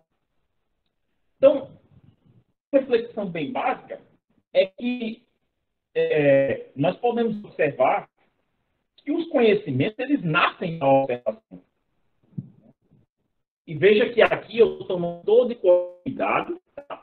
Para não promover nenhum tipo de visão distorcida do conhecimento científico, porque não é meu papel nesse momento discutir aspectos etimológicos ou aspectos filosóficos da construção do conhecimento científico. O que eu estou dizendo é que o homem, ele naturalmente ele começou a conhecer as coisas a partir da observação. Seja a partir da visão, seja a partir do tato, da audição. Ele começou a conhecer as coisas a partir. Né? Esse processo, claro, é óbvio que tem toda uma trajetória e longínqua aqui nesse meio. Mas esse processo de observação, ele deu origem, por exemplo, ao que a gente chama de astronomia. Só para exemplificar para vocês. E o que seria esse processo de especialização da astronomia? Seriam áreas adjacentes, áreas que se conectam à astronomia, mas que uma pessoa que está inserida dentro dessa área não necessariamente vai conseguir dar conta de tudo aquilo que a astronomia trabalha. A astrobiologia, a astroquímica, a astrofísica são áreas especializadas, extraídas desse estudo dos astros. Certo? Eu acredito que nesse momento, talvez vocês estejam se perguntando por que eu trouxe esse exemplo. Para que vocês observem o seguinte: vocês são futuros professores de física, mas vocês têm um certo cuidado ao pensar que o simples fato de vocês terem passado por diversas disciplinas específicas de física vai oferecer a cada um de vocês um conhecimento que não pode ser superado, um conhecimento que não pode ser questionado, ou mesmo um conhecimento do qual vocês são donos. Tá? Porque não é assim que a coisa funciona. Nós não somos donos do conhecimento. Por mais que profundamente nós estudemos uma área, nós não podemos nos considerar donos daquele conhecimento. Tá? Hoje, se a gente for perguntar hoje, quais seriam as formas de ter acesso a essa produção do conhecimento científico? Né? Porque a gente sabe que a ciência está a serviço da sociedade de uma maneira geral, seja explicando muitos fenômenos que acontecem, seja através dos seus produtos físicos, resultados de leis, de cálculos, de análises, tá? que são desenvolvidas muito no interior de um laboratório. Como é que a gente tem esse conhecimento? Eu coloco aqui duas grandes possibilidades. Uma, ou você vai para a própria área da produção do conhecimento científico, lá você tem acesso a esse conhecimento, e o outro processo é justamente o processo educacional. Através da educação, nós temos acesso ao conhecimento científico. Onde é que nós vamos ficar nessa nossa discussão de hoje? A mim parece óbvio, tá, que nós, enquanto professores, futuros professores, devemos focar principalmente no âmbito da educação. E no âmbito da educação é onde vão surgir todas essas possibilidades que os meus colegas colocaram aí anteriormente. Seja numa sala de aula, de uma escola pública, seja numa sala de aula de universidade, seja numa reunião de amigos em outra, seja observação, como o Jamilton colocou, o professor Jamilton colocou na palestra anterior, seja numa exposição de um telescópio para que as pessoas consigam observar o céu primeiro através de aproximação, tá? Em todos esses casos, nós podemos identificar o acesso ao conhecimento científico. Em todos esses casos, nós podemos identificar a via educacional se fazendo presente. Tá? E aí entra justamente uma denominação que muitos autores não concordam que essas denominações elas sejam feitas. Inclusive, não há uma unanimidade entre quantas são as formas de educação. Né? Mas, para essa discussão de hoje, eu vou colocar para vocês que a educação ela existe principalmente em dois âmbitos. Né? A educação formal, que é aquela educação com a qual vocês estão mais habituados. Eu entendo que vocês estão mais habituados, porque se a gente fala de educação em geral, entre a instituição escolar ou a instituição da universidade, tá? Isso é uma questão muito presente no senso comum. Existe também a educação não formal, que é aquela educação a qual nós podemos ter acesso através de muitas maneiras. Seja através da interação com os nossos colegas, seja através da visita a um espaço, a um zoológico, a um museu de ciências. Nesses espaços, nós não temos as mesmas características que estão presentes dentro do ambiente formal, mas nós temos possibilidades de passar por um processo educacional, um processo de desenvolvimento educacional. Tá? Quando eu falo dessas características, apenas para deixar claro, que tipo de características eu estou falando? Horário demarcado, separação por faixa etária, tá? E mais? Formalidade no discurso, tudo isso existe dentro do ambiente educacional formal. A educação formal, muito disso é deixado de lado, mas é importante que se diga, isso não é motivo para que os conhecimentos ali tratados, os conhecimentos ali trabalhados, sejam distorcidos. Tá? Bom, e aí eu faço um questionamento para a gente poder prosseguir. Por que é necessário popularizar o conhecimento científico?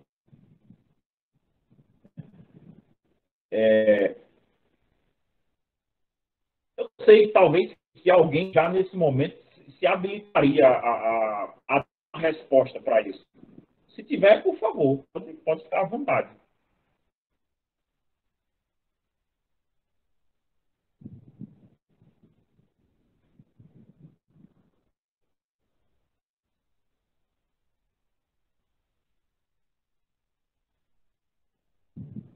O que essa imagem diz para vocês?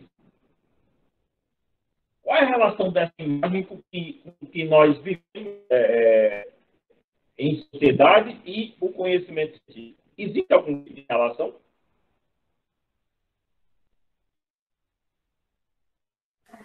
Tem uma frase do Carl Sagan que ele diz que somos, acredito que seja do Carl Sagan, que ele diz que nossa sociedade ela é muito dependente de ciência e tecnologia, mas não entende tanto de ciência e tecnologia. Por isso que é importante popularizar o conhecimento científico. Boa, Daniel. Muito boa. É isso mesmo. Gente, olha, eu quero que vocês reflitam um pouco sobre o próprio momento que nós estamos vivenciando. Hoje nós estamos aqui participando dessa Semana Zero de maneira remota. Nós estamos aqui nos reunindo em tempo real. Eu falo, vocês escutam, vocês me respondem, vocês interagem comigo. Nós interagimos de maneira simultânea, tá? Se for necessário, eu consigo ver vocês, vocês conseguem me ver. Tá? E tudo isso é propiciado simplesmente pelo desenvolvimento desse estágio, o estágio atingido pelo desenvolvimento do conhecimento científico. Então, nós hoje somos dependentes dessas tecnologias. Gente, você quer ver o desespero em uma residência? Cai a internet. Você não consegue dar conta, você não consegue responder mensagem, você não consegue ver os e-mails. Né? Só que aí é importante que nesse momento de reflexão, a gente vá um pouco mais adiante. Aqui não é só isso. Né? A ciência acima, além de ser um produto, além de ser um conjunto de produtos, a ciência é um processo que leva a esses produtos. E é através do conhecimento desse processo que nós podemos nos apropriar desses conhecimentos. Eu gostaria de afirmar o seguinte: por que é necessário popularizar o conhecimento científico? Tá? Eu vou fazer aqui uma analogia. Uma obra de arte ela poderia ser considerada a obra de arte mais bela do mundo se ela nunca tivesse sido observada. Uma música ela poderia encantar se ela não fosse ouvida? Uma boa comida, ela poderia ser considerada gostosa se ela não pudesse ser degustada? Essa analogia ela é cabível. Por quê? Porque o conhecimento científico ele é originado da produção. Em muitos momentos nós nos esquecemos disso. Mas se não fosse o próprio homem, a ciência não existia. Hoje, essa ciência precisa de um público mais do que nunca. Tá? Olha, hoje eu participei de uma reunião recentemente, onde uma das falas que eu coloquei é que é muito preocupante. Nós nunca tivemos tantas pessoas da sociedade em geral renegando a ciência publicamente. Aqui no Brasil eu não tenho conhecimento histórico de um outro momento em que isso tenha acontecido. Então isso traz à tona essa necessidade de popularização do conhecimento científico. Tá? É importante que eu diga para vocês, eu estou falando de popularização, mas vai chegar um momento em que eu vou trazer para vocês o que é esse olhar da popularização. Certo? Esse momento vai ser desenvolvido logo a seguir. Então, exatamente, estamos em um estágio em que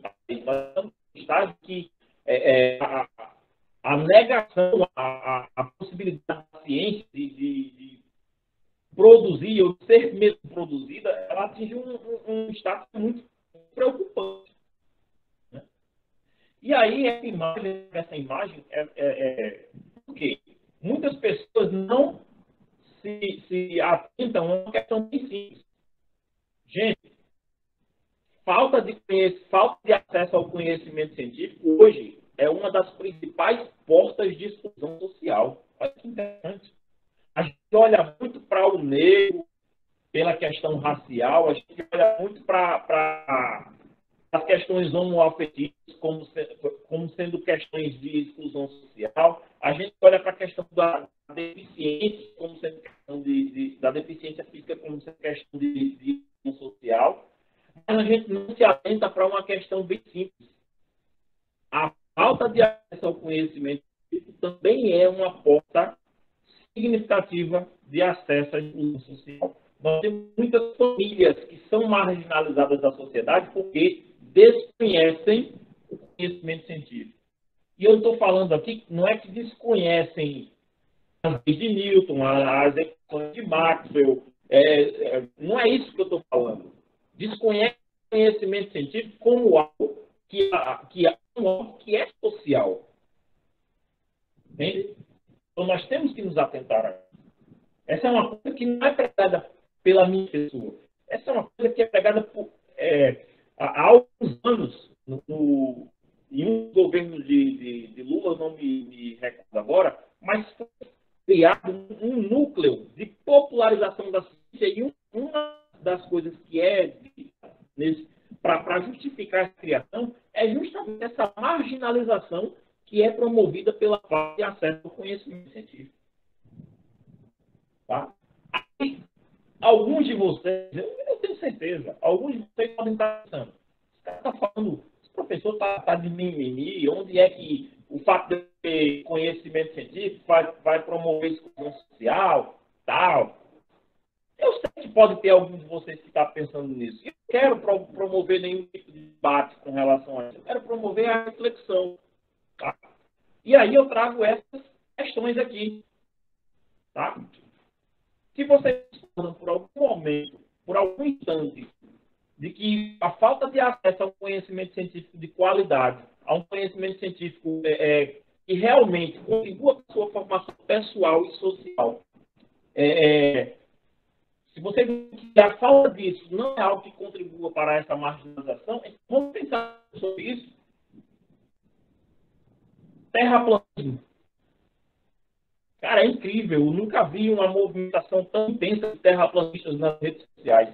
Os caras defendem que a Terra é plana e esses caras se pautam em cima de argumentos que podem ser,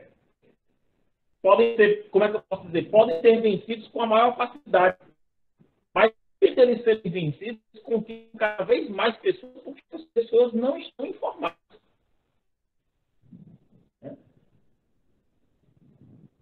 Aqui ao lado, tá? Meu filho não precisava de vacina, ele está muito bem, né? Temos aí uma movimentação muito intensa. Olha, esse evento é destinado a vocês, que são todos professores de física, mas nós não podemos, como eu falei para vocês, nós não podemos nos construir profissionais só olhar para frente. Nós precisamos saber olhar para todos os lados. Tá? E aí, essa questão da vacina é uma questão que precisa ser focada. Aqui, por exemplo, eu estou nesse momento na cidade de Pacifica, eu fiquei muito surpreso quando eu fui tomar a vacina do Covid, que eu vi que tinha uma pilha imensa de assinatura, porque aqui a pessoa tem que assinar um termo para se negar a tomar a vacina. E eu fiquei abismado com a quantidade de pessoas que já tinham negado a tomar a vacina da Covid. Será que a falta de conhecimento científico não contribui para isso?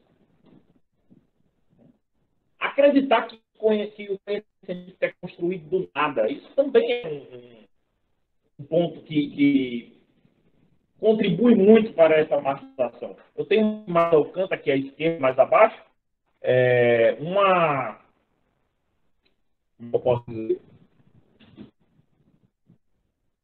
uma referência, né?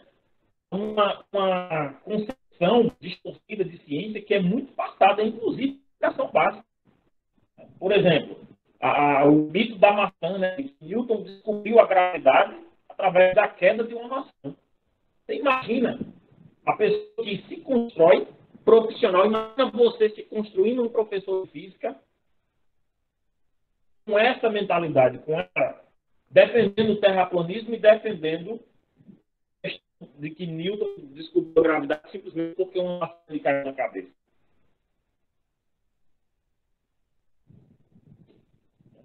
Isso sem falar que mais à direita aqui abaixo, nós temos a questão de que hoje nós temos uma predisposição significativa das pessoas em acreditarem em falácias, né? Como o Márcio colocou, a questão das fake news. Gente, por que fake news se propagam com tanta facilidade? Às vezes, deixa eu explicar uma coisa aqui para vocês. Em muitos casos, aquela pessoa que dá o primeiro item para compartilhar uma fake news, talvez ela esteja com más intenções. Mas na maior parte dos casos, essa propagação ela vai adiante por pura falta de informação. Certo? Então, por esses aspectos e por outros, é que é tão importante popularizar o conhecimento científico. Então, o que é popularizar o conhecimento científico? Bom, nós temos a ciência e nós temos o público. É importante que vocês se atentem a isso. Nós temos a ciência e temos o público. Ciência e público distantes. E o que é esse processo de popularização? É simplesmente essa aproximação. E alguns autores afirmam que esse processo ele não é uma primeira aproximação. Ele se trata de uma reaproximação. Porque lá no princípio, quando o homem passava a ser através da observação e tinha uma característica de um conhecimento caracterizado como um conhecimento diferente desse que nasce, por exemplo, a partir do nascimento da ciência moderna, essa proximidade já existia. E aí, com o nascimento da ciência moderna, ocorreu essa separação, que alguns autores costumam colocar como separação entre duas culturas, a cultura científica e a cultura popular, a cultura das pessoas.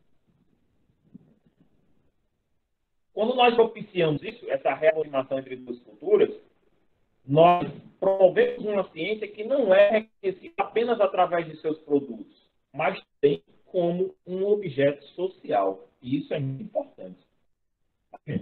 Nós não podemos deixar de mencionar o quanto de aspecto social existe tanto na construção do conhecimento científico como na propagação desses conhecimentos.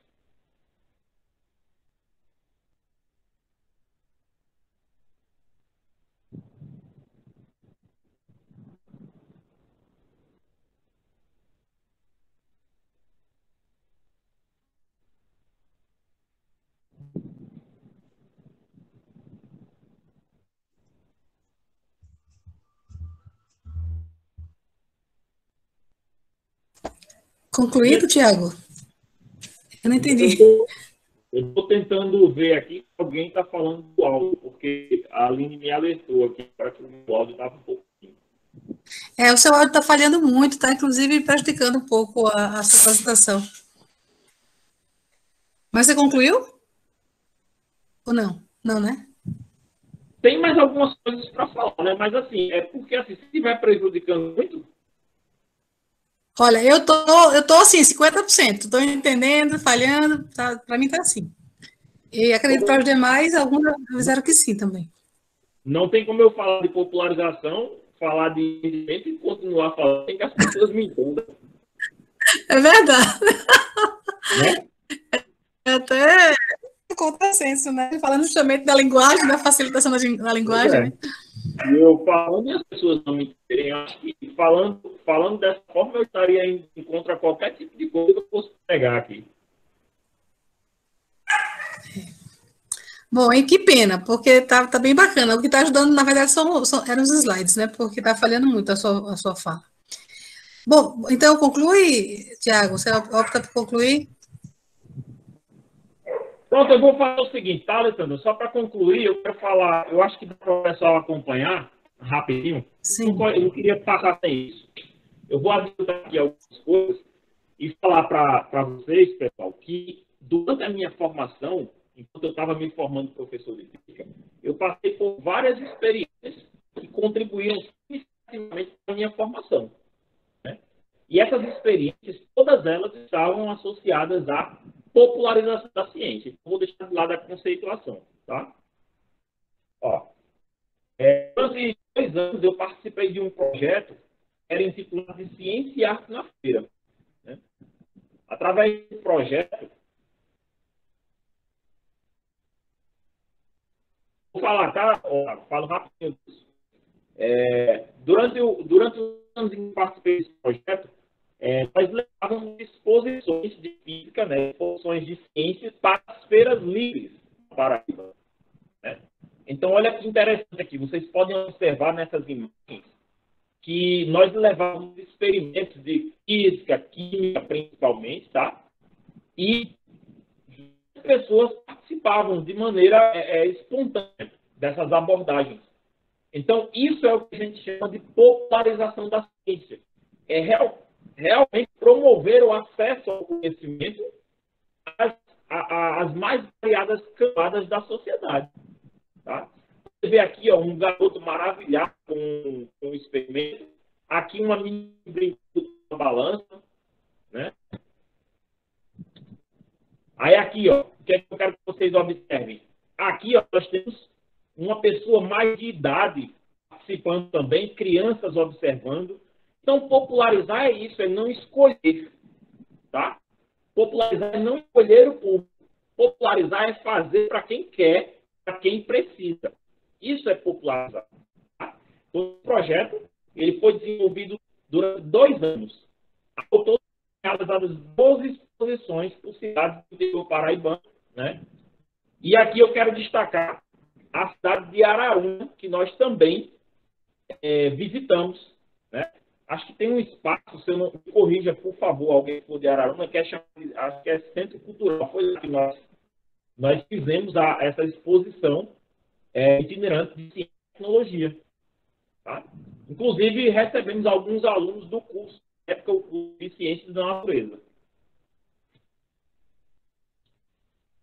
Aqui uma segunda experiência pela qual eu passei. tá? O professor Marcelo Germano, que era o meu orientador, ele elaborou uma peça de teatro que é intitulada Escolinha da Ciência, uma aula de astronomia, né? E essa peça de teatro, ela tinha como principal ferramenta trabalhar alguns conhecimentos básicos de astronomia que pudessem ser acessados por toda e qualquer pessoa, independente do seu grau de instrução, independente da sua idade, independente de qualquer coisa que possa ser utilizado como um argumento classificatório. Por exemplo, como é encontrado no âmbito da educação formal. Então, aqui tem algumas imagens das apresentações que nós fizemos. Nós fizemos 3 apresentações. Tá? Aqui nós temos o saudoso professor Mará, né? Deixa aí muita saudade para a gente, que o conheceu. Ele participou. Nós tínhamos, para vocês terem noção, gente, todos esses projetos são importantes. Nós tínhamos aí cerca de alunos de graduação, tá? Distribuídos por vários períodos do curso, e nós tínhamos 3 professores doutores fazendo parte da peça, trabalhando aí com a gente. Isso é democracia de conhecimento. Isso é o exemplo, é a imagem daqui que nós podemos tratar como popularização da ciência. Tá? Nós nos apresentamos na UFPB em Bananeiras, no GEL de Patos, no Teatro 7 de Campina Grande. Destaque para essa última apresentação aqui. Muita gente acompanhou essa nossa apresentação no Teatro 7. Praticamente lotou o teatro lá, e não é um teatro muito pequeno. Tá? E nós fomos aplaudidos de pé com uma ótima apresentação. E a outra experiência, a última, é o fato de que durante 2 anos, inclusive esse trabalho ele deu subsídio aí para a minha dissertação de mestrado. Durante 2 anos eu fui monitor do Museu Vivo da Ciência do Espaço e Energia em Campinas. Né? Esse Museu de Ciências, e o Museu Vivo ainda funciona, ainda está em atividade, só que aí você pode observar que a imagem tem barra de energia. É porque esse espaço de energia aqui, ele funcionava em parceria com o Museu da Ciência. Então, hoje, em Campina Grande, nós temos o Museu Vivo da Ciência. Entretanto, alguns dos estudantes que estão aqui acompanhando visitaram, né, comigo, o professor Gabi, o professor Carlos, a professora Gisele, o professor Jamilton, visitaram o espaço de energia de João Pessoa, que ainda está em funcionamento. Então, isso aí, pós-pandemia, pode ser aí uma sugestão muito boa de viagem para nós fazermos, né, a campo, para conhecer aí um ótimo exemplo de espaço não formal. Tinham vários experimentos de física, né, distribuídos aí, e nós recebíamos todo tipo de público. Alunos do pré, alunos de universidade, grupos de senhoras. Nós recebemos um grupo de crochê, foi interessante, porque, afinal, a nossa apresentação de física, elas nos ensinaram, por exemplo, a fazer fuxico. Né? Eu não sei se vocês conhecem aqui o que é o fuxico. Então, muito interessante. Tá? Então, para finalizar, o Otávio ele fez uma pergunta que eu gostaria de responder para todos. Então, qual foi a contribuição desse estágio para a minha formação? Eu vou responder isso de maneira geral. Não foi só esse estágio que me deu contribuição. Essas atividades, principalmente voltadas ao âmbito não formal da educação, me deram muito daquilo que eu considero necessário para o professor de uma área tão carente, tão dura como é a área que é a área de física. O jogo de cintura no discurso, a capacidade de atingir a todos que estão presentes ouvindo a sua fala. Então, isso aí é algo que eu adquiri certamente por conta do desenvolvimento do meu trabalho nesse espaço. É importante salientar o seguinte: o meu curso de graduação, que também foi feito na UFPB, não em Aruna, ele não tinha uma grade curricular, uma matriz curricular tão abrangente nesse sentido, como, por exemplo, a professora Alessandra mostrou aí para vocês. Então, essas atividades aqui, elas foram fundamentais nesse sentido. Hoje, vocês são privilegiados por isso, por terem um docente muito comprometido, uma equipe muito boa de professores, aproveitem isso e terem também uma matriz curricular muito rica a serviço de vocês. Então, vocês têm tudo para ter uma excelente formação de professores, para dar conta tanto do âmbito formal como do âmbito não formal da educação. Então, agradeço, peço desculpas, tá, gente? A corrupção não é uma questão que a gente consegue controlar, mas espero que vocês tenham conseguido acompanhar a parte da minha fala.